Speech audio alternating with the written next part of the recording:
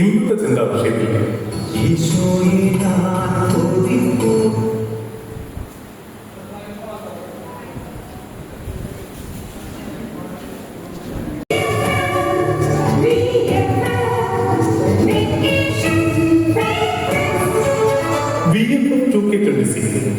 ഇന്നത്തെ ചിന്താ വിഷയത്തിലേക്ക് സ്വാഗതം.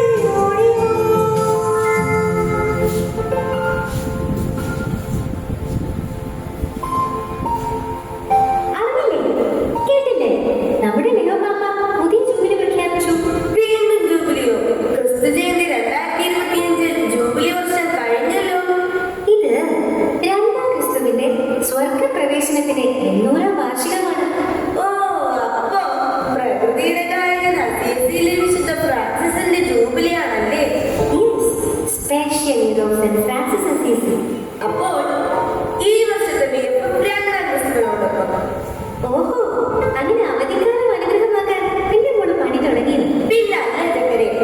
പഞ്ചഗ്രന്ഥിയിലെ ഉൽപ്പത്തിയും പുറപ്പാടും പിന്നിട്ടുള്ള യാത്ര തുടരുകയാണ്. പ്രപഞ്ച സൃഷ്ടിയിൽ നോഹയും അബ്രഹാം, ഇസഹാക്ക്, യാക്കോബ്, ജോസഫ് തലമുറകളും മോശയുടെ നേതൃത്വത്തിലുള്ള പുറപ്പാട് അനുഭവവും കൂടെ നടക്കുന്ന കർത്താവിനെ നിങ്ങൾ കണ്ടില്ലേ?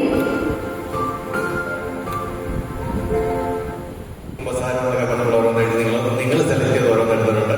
അതിനെക്കുറിച്ചൊരു ഡിബേറ്റ് ഉണ്ടാകുമെന്ന് പറഞ്ഞു. അത് നമ്മൾ ഭക്ഷണം കഴിച്ചുകൊണ്ടിരിക്കുമ്പോൾ ബുദ്ധിമുട്ടുണ്ടാകാത്ത വിധത്തിൽ അടുത്തടുത്തുള്ള ഈ രണ്ട് കളിക്കൂട്ടങ്ങൾ തമ്മിൽ ഡിബേറ്റ് ആകാം. അതിനുശേഷം നമുക്ക് ഇവിടെ അവതരിപ്പിക്കാൻ അവസരം കിട്ടുമെങ്കിൽ നമുക്ക് സമയത്തിന്റെ ലഭ്യത അനുസരിച്ച് നമുക്കത് ചെയ്യാം. ഇപ്പോ ഈ കളിക്കൂട്ടം പാലാമിന്റെ പുറകില് അടീറായി പാലാമും തമ്മിൽ നിങ്ങൾക്ക് ഡിബേറ്റ് ആകാം. അതിന്റെ പുറകില് കളിക്കൂട്ടം കൂടാരത്തിന്റെ അടുത്തിരിക്കുന്നത് മുന്തിരിവള്ളി. അപ്പൊ കൂടാരവും മുന്തിരിവള്ളിയും തൊട്ട് പുറകില് ഇസ്രായേലും അവിടെ ബാക്കില് വാഗ്ദാനപേടകം. അപ്പൊ ഇസ്രായേലും വാഗ്ദാനപേടകവും എഫോദും എഫോദും കാദേശും നിങ്ങള് ആരാധന ഒറ്റയ്ക്ക് നമ്മുടെ നല്ലതെന്ന് പറയുമ്പോഴും ഇതെല്ലാം കൂടി അതൊന്നും മാറ്റുന്നതാണ്. എല്ലാം ഇമ്പോർട്ടൻ്റ് ആണ്. ഉപസാരം വേണ്ടതാണ്, ദീപബലി വേണ്ടതാണ്, പിന്നെ ഉപവിപ്രവർത്തനങ്ങൾ വേണം, ഇതെല്ലാം വേണം. ഇതെല്ലാം കൂടി വരുമ്പോഴേ നമ്മൾ ക്രിസ്ത്യാനി ആകുന്നുള്ളൂ. ഇതൊന്നും നമുക്ക് മാറ്റിവെക്കാൻ സാധിക്കുന്ന കാര്യങ്ങളല്ല. അപ്പൊ നമ്മൾ സെൻട്രലിൽ ചെയ്യുമ്പോൾ നമുക്ക് പിന്നെ ഒരു ആരാധനയുണ്ട് എല്ലാ ദിവസവും. ഒരു 10 മിനിറ്റെങ്കിലും മിനിമം നമ്മൾ ഈശോയുടെ വിവരണത്തിന് മുമ്പിലായിരിക്കണം. നമുക്കിപ്പോൾ നമ്മളിവിടെ ഓഡിറ്റോറിയത്തിലാണ്. ഇടവകയിൽ ചാപ്പലുണ്ടാകും, കൃപപ്പള്ളി ഉണ്ടാകും. നമുക്ക് അവിടെ പിന്നെ ആരാധന സൗകര്യം ഉണ്ടാകും. ഇവിടെ നമ്മൾ രാവിലെ ബൈബിൾ പ്രതിഷ്ഠ നടത്തിയിരുന്നു. അപ്പൊ നമുക്ക് വചനത്തെ നോക്കിക്കൊണ്ട് നമുക്ക് ദൈവവചനത്തെ നോക്കിക്കൊണ്ട് ഒരു 10 മിനിറ്റ് ശാന്തമായിട്ടിരുന്ന് നമുക്കൊന്ന് പ്രാർത്ഥിക്കാം.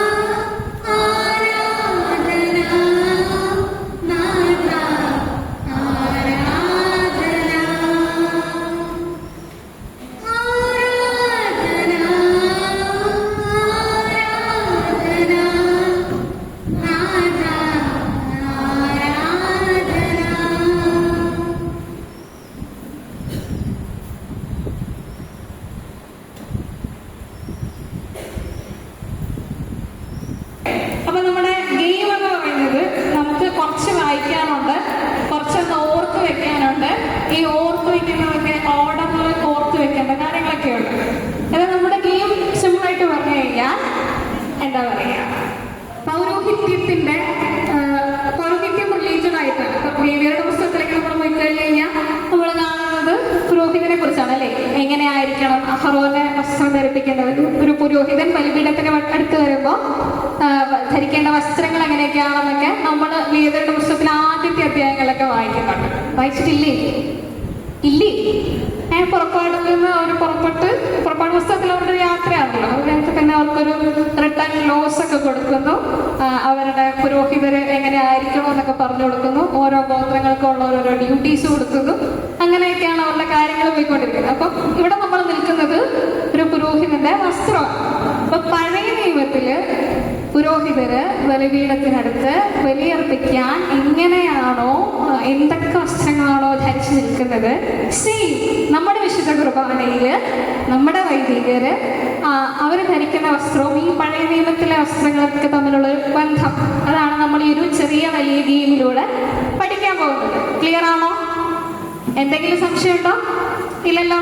അപ്പൊ നമ്മൾ സ്റ്റാർട്ട് ചെയ്യാം. അപ്പം എല്ലാവരും ബൈബിൾ എടുക്കണം. ബൈബിൾ എടുത്തിട്ട് ലേവ്യരുടെ പുസ്തകം 8-ാം അധ്യായം 6 മുതൽ 10 വരെയുള്ള വാക്യങ്ങൾ വായിക്കണം.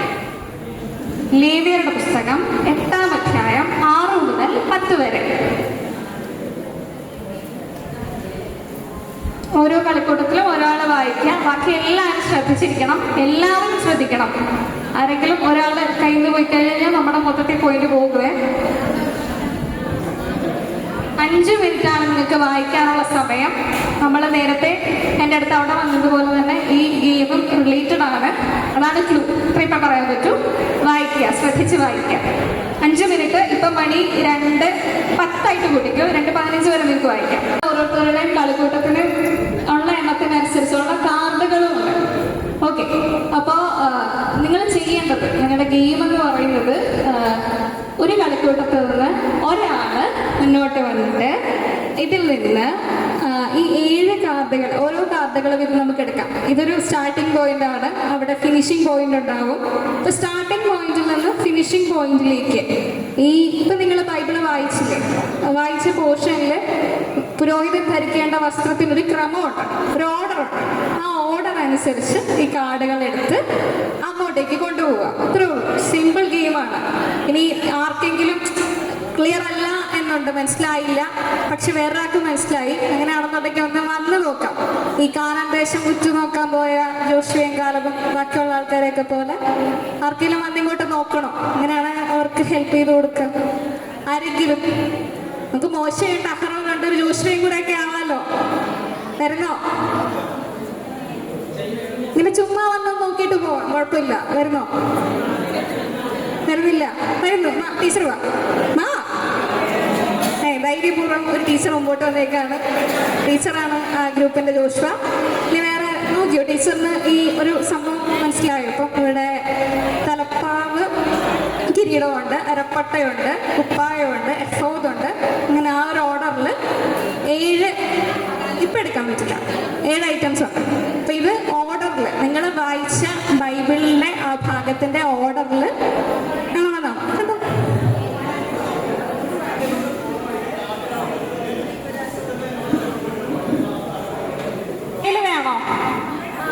വേണോ? വേണ്ടേ? വേണ്ട. ട്രയലൊന്നും വേണ്ട. ഞങ്ങൾ റെഡിയാണ്. ഓക്കെ. അപ്പൊ നമ്മൾ തുടങ്ങുവാണേ. പിന്നെ റെഡി? 1, 2, 3, സ്റ്റാർട്ട്.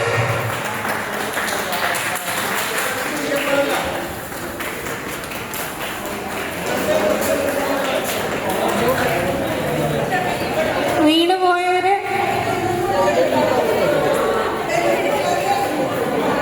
ബലൂൺ കൊള്ളത്തില്ല, ബലൂണൊന്ന് മാറ്റി കൊടുക്കോ?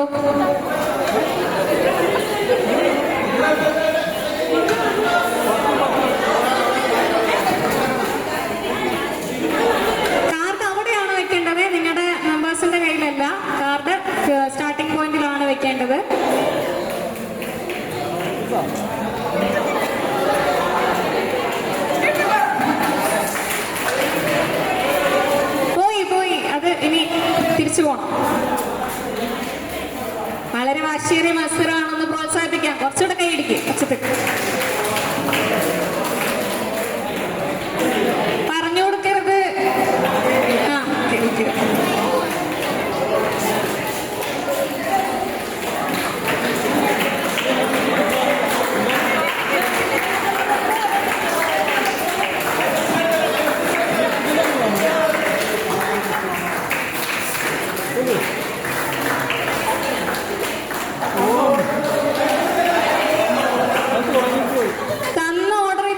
ശ്രദ്ധിക്കണേ, കളക്ട് ചെയ്യുന്നവർ തന്ന ഓർഡറിൽ വാങ്ങിക്കണം. തീരാറായി, പെട്ടെന്ന് നമ്മളൊരു 10 മിനിറ്റ് കളി ഫിനിഷ് ചെയ്യും. ഓർഡർ മാറ്റരുത്, നിങ്ങൾ അറേഞ്ച് ചെയ്യരുത്.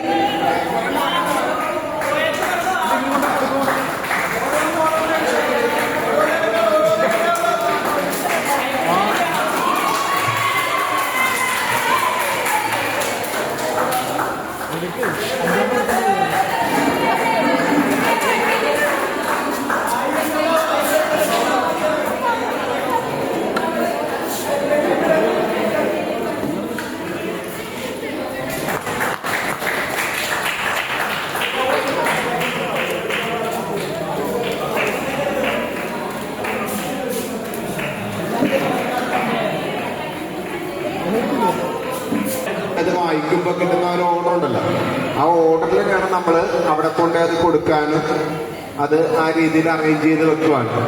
ഇത് പല ആളുകളും ഇവിടെ തോന്നുന്നത് എടുത്തുകൊണ്ട് പോയി അവിടെ കൊണ്ട് ചെന്നതിന് ശേഷമാണ് ഓർഡർ ആക്കിയത്. നമ്മൾ ഗെയിമിൽ അങ്ങനെയല്ല, ഇവിടെ നിന്ന് എടുക്കുമ്പോൾ തന്നെ ആ ഒരു ഓർഡറിൽ വേണം ഇത് എടുത്തുകൊണ്ട് പോകാനായിട്ട്. നമ്മൾ ഒരു മത്സരം സംഘടിപ്പിക്കുമ്പോൾ അത് ജയിക്കുന്നതിനേക്കാൾ ഉപരി ആ മത്സരത്തോടൊരു നീതി പുലർത്തുക എന്നുള്ളതാണ്. അപ്പോൾ ഇനിയെങ്കിലും എല്ലാവരും ശ്രദ്ധിക്കുക. മത്സരത്തിൽ ജയവും പരാജയവും എല്ലാം ഉണ്ടാവും, പക്ഷെ നമ്മൾ സത്യസന്ധമായിട്ട് തന്നെ മത്സരത്തിൽ പങ്കെടുക്കുക, വിജയിക്കുക.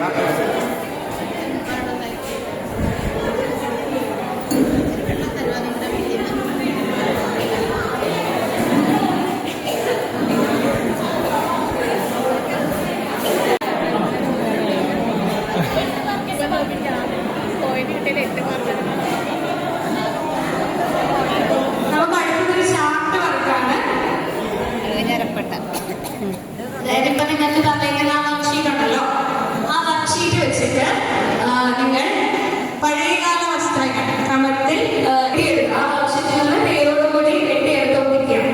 അപ്പം അതിൽ ഏറ്റവും മികച്ചതായിട്ട് എടുക്കപ്പെടുന്ന 3 ചാർട്ട് വർക്കുകൾക്ക് ഗ്ലൂ അതെല്ലാം ഇപ്പം ആനിമേറ്റേഴ്സ് തരുന്നതായിരിക്കും.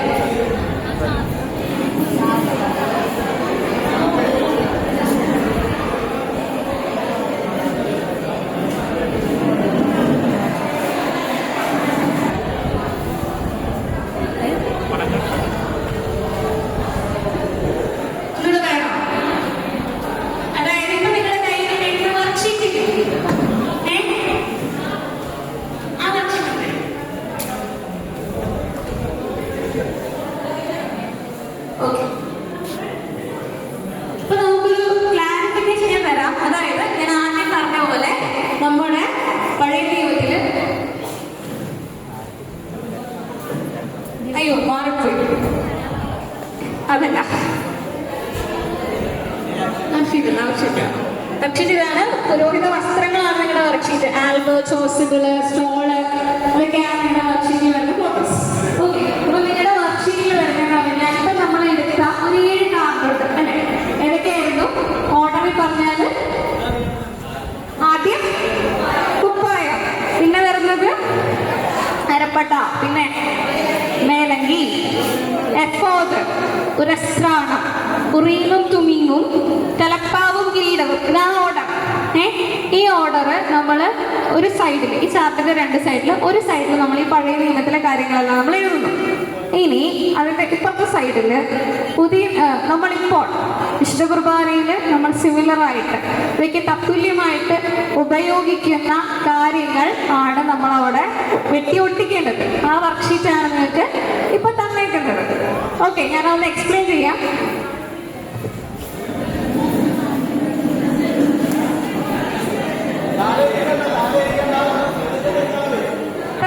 വെട്ടല്ലേ ഒരു 2 മിനിറ്റ്, 1 മിനിറ്റ്.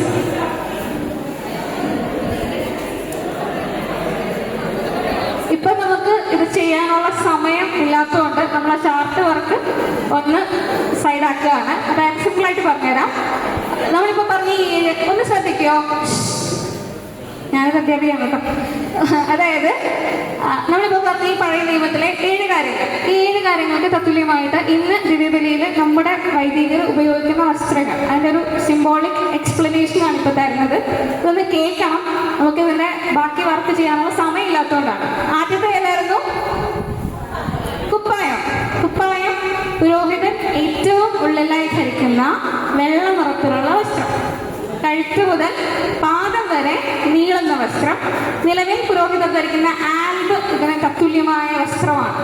ഏറ്റവും അകത്ത് അച്ഛനെന്നൊരു വെള്ള ഉടുപ്പ്. പിന്നെ അരപ്പട്ട, സിന്ദൂര എന്ന് പറയും. ഇത് നൂൽത്ത ചമത്തുണി കൊണ്ടും നീല ചുമപ്പ് നിറങ്ങളിലുള്ള കമ്പിളി നൂൽ കൊണ്ടും നിർമ്മിച്ച ഒരു നീണ്ട ചരട്. അറിയാലോ? ഓക്കെ. ഇത് കുപ്പായത്തിന് പുറത്തായി അറിയിച്ചിട്ടുന്നു. ഇപ്പോൾ ഒരു വെള്ള ചരട് പുരോഹിതൻ ഉപയോഗിക്കുന്നു. ബ്രഹ്മചര്യത്തെയും ശുശ്രൂഷയ്ക്കുള്ള സന്നദ്ധതയെയും ഇത് സൂചിപ്പിക്കുന്നു. എന്തിനൊക്കെ സൂചിപ്പിക്കുന്നു? ബ്രഹ്മചര്യത്തെയും ശുശ്രൂഷയ്ക്കുള്ള സന്നദ്ധതയെയും. എന്തിനൊക്കെയാ? ഓക്കെ. അതിന് മുകളിൽ നമ്മൾ ധരിച്ച വസ്ത്രം ഏതായിരുന്നു പഴയ നിയമത്തില്? മേലങ്കിക്ക് ഇന്ന് കുപ്പായത്തിന് മുകളിലായി ധരിച്ചിരുന്ന കൈകളില്ലാത്തതും കാണാൻ മനോഹരമായതുമായ ഒരു വസ്ത്രം. ഇന്ന് പുരോഹിതൻ ധരിക്കുന്ന സ്റ്റോൾ ഒരു പരിധി വരെ ഇതുമായി ബന്ധപ്പെട്ടിരിക്കുന്നു. സ്റ്റോൾ എന്നത് കത്തോലിക്ക വൈദികരുടെ അധികാരത്തിന്റെയും ശുശ്രൂഷയുടെയും പ്രധാന അടയാളമാണ്. ഇത് ക്രിസ്തുവിന്റെ മുഖത്തെ സൂചിപ്പിക്കുന്നു. ദിവ്യകാരുണ്യവും കൂദാശകളും പരികർമ്മം ചെയ്യുമ്പോൾ വൈദികർ ഇത് നിർബന്ധമായും ധരിച്ചിരിക്കണം. അടുത്തത് ഏതാ?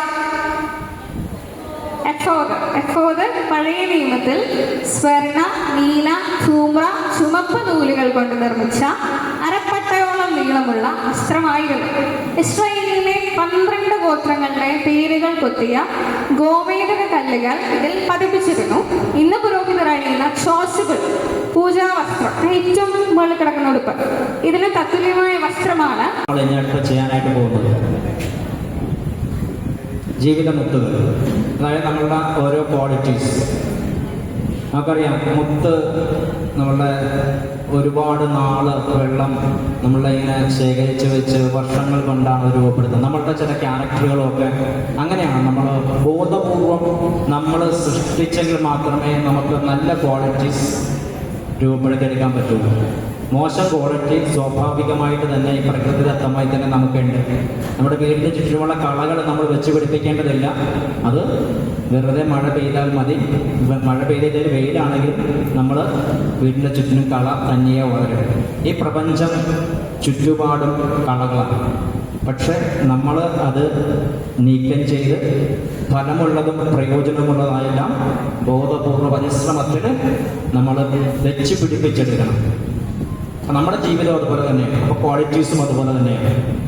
ആ ആക്ടിവിറ്റീസൊക്കെയാണ് നമ്മൾ രാവിലെ തൊട്ട് പരിചയപ്പെടുന്നത്. കുമ്പസാരത്തിലൂടെ മാലിന്യത്തെ നീക്കി നല്ല ക്വാളിറ്റി, നമ്മുടെ ഉള്ളിൽ ക്രിസ്തുവിൻ്റെ ക്വാളിറ്റി നമ്മളിൽ പ്രകടമാകണം. അപ്പം അടുത്ത ആക്ടിവിറ്റിയിലേക്ക് നമ്മൾ പോവുകയാണ്. അതിനു വേണ്ടിയിട്ട് ആദ്യം നിങ്ങൾ ഓരോ കളിക്കൂട്ടത്തിൽ നിന്നും ഒരാളെ സെലക്ട് ചെയ്യുക. ഇവിടെ വരാനായിട്ട് സെലക്ട് ചെയ്യുക.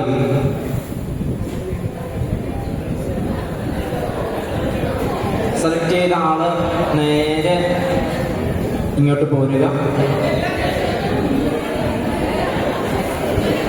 നിങ്ങൾ അതിൽ നിന്നും നിങ്ങളുടെ അവിടെ നമ്മൾ നേരത്തെ നിന്നതുപോലെ തന്നെ ബാക്കിയുള്ളവര് ഒരു 7 പേര് ലൈനായിട്ട് നമ്മൾ സാറൊക്കെ അവിടെ ഇട്ടിരിക്കുന്ന വരയുടെ പുറകോട്ട് നിൽക്കുക. നിങ്ങൾ സെലക്ട് ചെയ്തിരിക്കുന്ന ഒരു 7 പേര് ലൈനായിട്ട് നിങ്ങളിവിടെ എവിടെയാണോ നിങ്ങൾ തിരഞ്ഞെടുക്കപ്പെട്ടിരിക്കുന്ന ആൾ ഈ കോളത്തിൽ നിൽക്കുന്ന ആ നേരെ ആ വരയിൽ പുറകെ 7 പേര് നിൽക്കുക. ഞാൻ പറഞ്ഞത് മനസ്സിലാകും. ആദ്യം ഒരാളെ സെലക്ട് ചെയ്യുക. സെലക്ട് ചെയ്തിരിക്കുന്ന ആളെ ഈ കോളത്തിൽ വന്ന് നിൽക്കുക. നിന്നു. നിങ്ങളിൽ 7 പേര് ഇയാൾ നിൽക്കുന്നതിന്റെ ആ വരയിട്ടതിന്റെ അവിടെ നേരെ നിന്നു.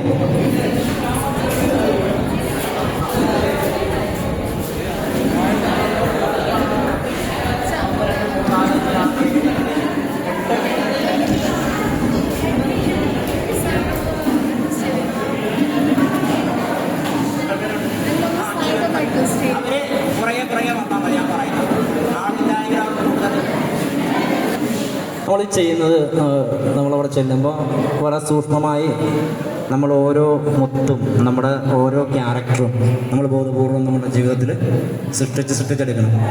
എവിടെ നിന്നെങ്കിലും പൊട്ടിമുളച്ച് വരില്ല. നമ്മൾ നമ്മളുടെ ഓരോ നല്ല ക്വാളിറ്റീസ് നമ്മൾ അധ്വാനത്തിലൂടെ തന്നെ നമ്മൾ റെഡിയാക്കി എടുക്കണം. ഓക്കെ, അതായത് ഏതെങ്കിലും ഓങ്ക്രീം ടൂം എന്ന് പറയാൻ നേരത്തൊന്നും നമ്മുടെ ക്യാരക്ടറൊന്നും വരാൻ പോണില്ല. നമ്മൾ നമ്മുടെ ഈ കുദാശകളിലൂടെയും വിശുദ്ധമായ ജീവിതത്തിലൂടെയും വേദപുസ്തക വായനയിലൂടെയും ഒക്കെയാണ് നമ്മുടെ ക്യാരക്ടർ ഓരോന്നൊരു ഈശോയുടെ സ്വഭാവം നമ്മളിലേക്ക് വരുന്നത്.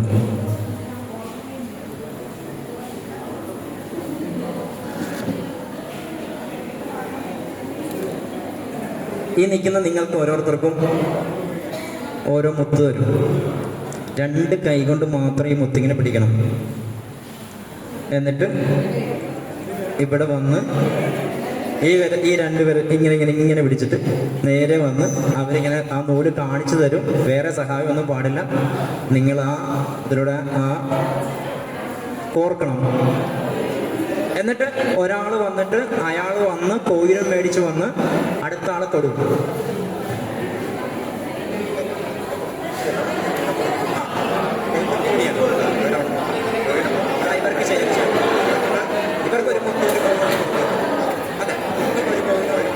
നിങ്ങൾക്ക് ഇവിടെ നിന്നൊരു കോയിൻ കിട്ടും. ആ കോയിൻ നിങ്ങൾ അവിടെ കൊണ്ടുപോയി സൂക്ഷിച്ചു വെക്കണം. അങ്ങനെ നമ്മൾ ഈ 7-8 ഇത് പൂർത്തീകരിക്കണം. നിങ്ങൾ ആരെങ്കിലും ഒരാൾ കുറവുണ്ടെങ്കിൽ നിങ്ങൾ പുറകെ വന്നിട്ട് നമുക്ക് ചെയ്യാം കേട്ടോ. ഇപ്പോൾ ചിലപ്പോൾ 5 പേര് 6 പേരൊക്കെ ഉണ്ടെങ്കിൽ അത് വിഷയമല്ല. അപ്പോൾ നിങ്ങൾ ചെയ്തിട്ടുള്ളവർക്ക് തന്നെ ആവർത്തിച്ച് ചെയ്യാം.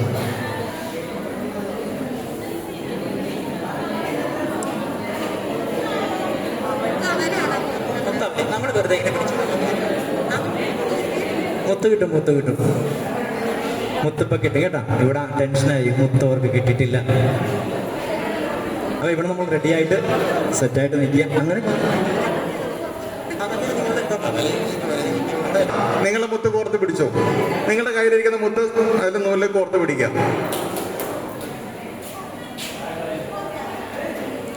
കോർത്ത് കഴിഞ്ഞാ ഇതേ മുത്ത് തമ്മിലല്ല, നൂല് തമ്മിൽ ഉടക്കുന്ന നൂല് മാറ്റി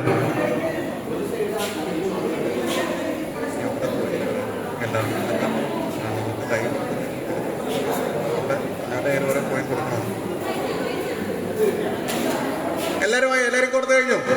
ഇതേ മുത്ത് അവിടെ ഉണ്ട്. സാറേ മുത്ത് കിട്ടിയില്ലേ? പിടിച്ചു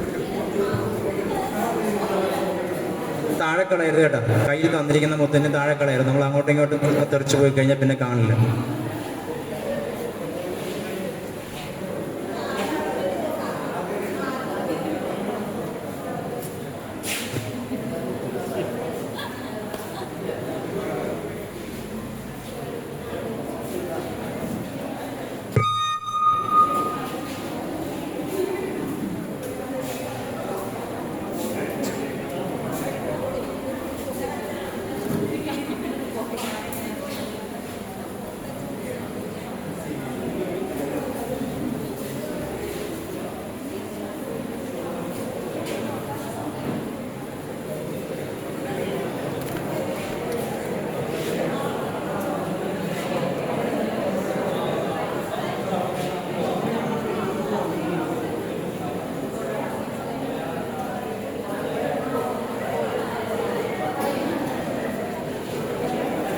നമ്മുടെ ഗുഡ് ക്വാളിറ്റീസ് എല്ലാം നമ്മൾ അവരെ കൊണ്ട് മനപ്പാഠം പഠിപ്പിക്കുക. അതാണ് നല്ല ഒരു സ്വഭാവം ഏതൊക്കെയാണെന്ന് അവരെ തിരിച്ചറിയാനായിട്ട് അവർ സഹായിക്കുന്നത്.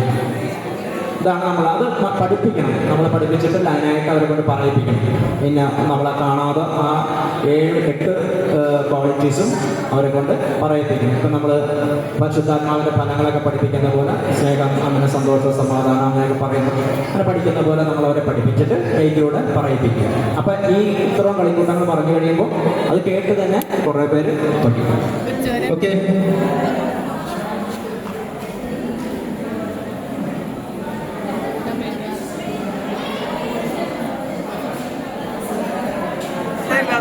ആ ബുക്കിൽ വെച്ച് കൊടുത്താൽ മതി. ഇല്ലാത്തത് അവിടേക്ക് വാങ്ങുക. നമുക്ക് കൂടുതലുള്ള നമ്മൾ ആ കളിക്കൂട്ടങ്ങൾ എല്ലാവരും പഠിക്കണം.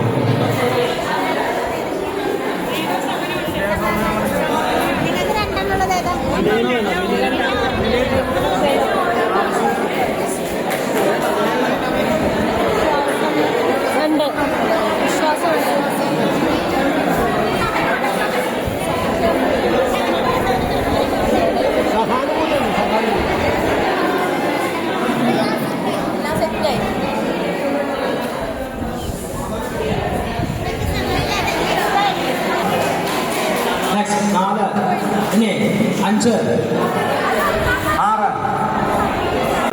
മുദ്രാവാക്യം അതിലുണ്ടാവും. ആ മുദ്രാവാക്യം എഴുതി പൂർത്തിയാക്കി അതിനൊരു ടൂൺ കൊടുത്ത് നമ്മൾ മുദ്രാവാക്യം വിളിക്കുന്നത് പോലെ നിങ്ങൾ തയ്യാറായി കഴിയുമ്പോൾ ബാക്കി ഞാൻ പിന്നെ പറയും.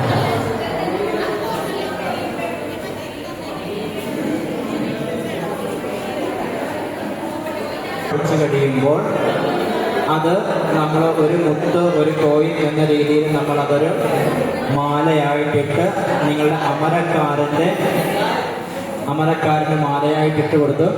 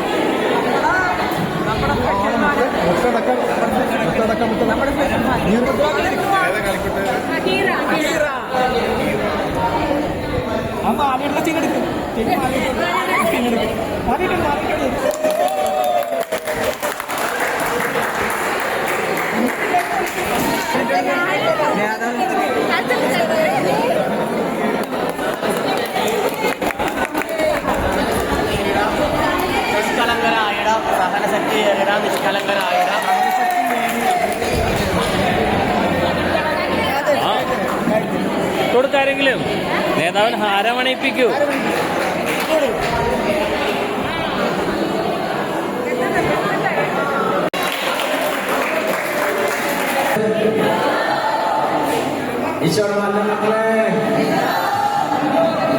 നമ്മളിപ്പോ ഈശോയുടെ ക്വാളിറ്റീസ്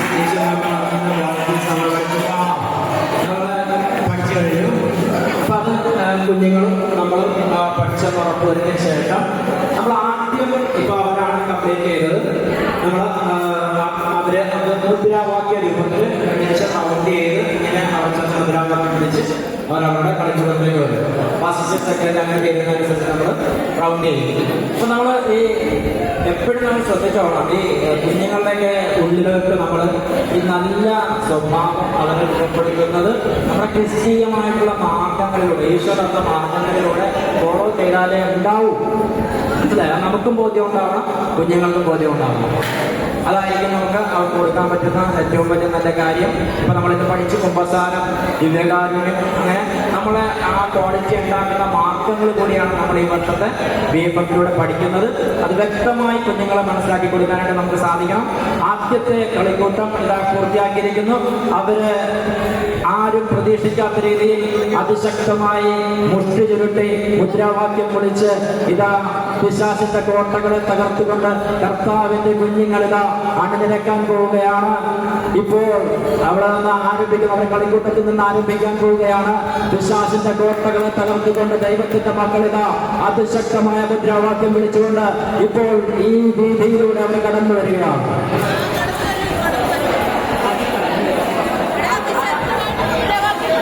കളിക്കൂട്ടം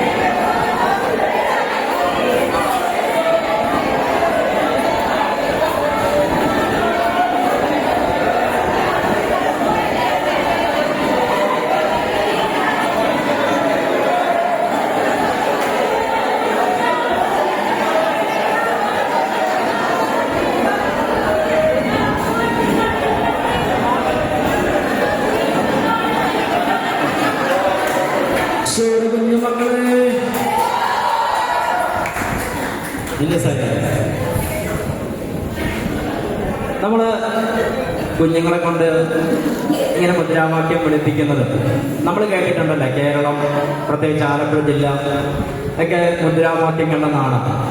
എന്തിനാണ് ഈ രാഷ്ട്രീയ പാർട്ടിയും മറ്റുള്ളവരൊക്കെ ഇങ്ങനെ മുദ്രാവാക്യം അവർ നിർമ്മിച്ചു കൊടുക്കുന്നത്? ഇപ്പൊ നമ്മൾ ഒരു SFIയുടെ അല്ലെങ്കിൽ KSUയുടെ ABVPയുടെ ഒക്കെ ഒരു സമരം പ്ലാൻ ചെയ്യും. അവർ തെരുവിലിറങ്ങി അല്ലേ? അവർ ഇറങ്ങുന്നിടത്ത് ആ നിൽക്കുന്ന എല്ലാ കുഞ്ഞുങ്ങളുടെയും ഉള്ളിലേക്ക് അവരുദ്ദേശിക്കുന്ന ആശയം ആ വൈകാരിക തലങ്ങളോടുകൂടി തന്നെ അവരുടെ ഉള്ളിലേക്ക് ഇഞ്ചക്ട് ചെയ്യും. പിള്ളേർ പോലീസുകാരെ തല്ലുകൊള്ളും, തല പൊട്ടും, താഴെ വീഴും, ചിലപ്പോൾ ഭാവി തുലയുന്ന രീതിയിലുള്ള കേസിൽപ്പെടും. പക്ഷെ ഒന്നും അവർ വകവെക്കാറില്ല. അവരവരുടെ നെഞ്ചിലേറ്റിയ ആ ഒരാശയത്തിന് വേണ്ടി അവർ നിലപാടെടുത്ത് അവർ പൊതുസമൂഹത്തിൻ്റെ മുമ്പിൽ വലിയ മുദ്രാവാക്യങ്ങൾ വിളിച്ച് അവരത് പൊതുവേദി ആ സമൂഹത്തിലേക്ക് ഇറങ്ങുമ്പോൾ എന്താണോ ആ രാഷ്ട്രീയ പാർട്ടി ഈ സമൂഹത്തോട് പറയാൻ ഉദ്ദേശിച്ചത് അത് അപ്പുറവും പേരിലൂടെ അവരുടെ ഹൃദയങ്ങളിലേക്ക് ആഴമായി ഇറങ്ങുകയാണ്. അപ്പൊ ഈ മോശം കാര്യങ്ങൾക്ക് വേണ്ടിയിട്ട് അല്ലെങ്കിൽ ആ കുഞ്ഞുങ്ങളുടെ ഭാവി തുറക്കുന്ന കാര്യങ്ങളിലേക്ക് വേണ്ടിയിട്ട് ഉള്ള ആശയങ്ങൾ ഈ ലോകം വളരെ ബുദ്ധിപൂർവ്വം അവരുടെ ഉള്ളിലേക്ക് ഇൻജക്റ്റ് ചെയ്യും. പക്ഷെ നമ്മൾ അവരുടെ ജീവിതത്തെ ബിൽഡ് ചെയ്യുന്ന, അവരുടെ ക്യാരക്ടറിനെ ബിൽഡ് ചെയ്യുന്ന, അവരുടെ കുടുംബത്തെ ബിൽഡ് ചെയ്യുന്ന, അവരുടെ തലമുറകളെയും ഭാവിയെയും ബിൽഡ് ചെയ്യുന്ന ആശയങ്ങൾ അവരിലേക്ക് നമുക്ക് കൊടുക്കാൻ സാധിക്കണം ഈ മുദ്രാവാക്യത്തിലൂടെ. അവർ പോലും അറിയാതെ, നമുക്കറിയാം ഇതൊന്നും അറിയാൻ പാടില്ലാത്ത പാവം പിടിച്ച പിള്ളേരാണ് പോയി ഈ ആശയങ്ങളുടെ പേരിൽ അവരുടെ ജീവിതമൊക്കെ തുലർത്തുന്നത്. പക്ഷെ അത് നേരെ ഓപ്പോസിറ്റായിട്ട് ദൈവരാജ്യത്തിന് വേണ്ടി, ദൈവത്തിന് വേണ്ടി, സഭയ്ക്ക് വേണ്ടി, അവരവരുടെ ജീവിതത്തിന് വേണ്ടി നല്ല മൂല്യങ്ങളെ കെട്ടിപ്പണിയുവാൻ നമുക്ക് ഓരോരുത്തർക്കും സാധിച്ചാൽ നിങ്ങളുടെ ജീവിതം ഈ കാറ്റഗിസത്തിലൂടെ, മതാധ്യാപകരിലൂടെ ധന്യമാവും. അതിനു വേണ്ടിയിട്ട് എത്ര ആവേശവും ഉശിരും ഊരും കൊടുക്കാൻ പറ്റും അതതുപോലെ തന്നെ കൊടുത്ത് അവരെ കരുത്തിട്ടുള്ളവരാണ്. Okay, thank you. ഓരോ ഗെയിമിനും ഓരോ ലക്ഷ്യമുണ്ട്, ഒരു ക്യാരക്ടർ ഡെവലപ്പിംഗ് ഉണ്ട്, ഒരു ആക്ടിവിറ്റി ഉണ്ട്.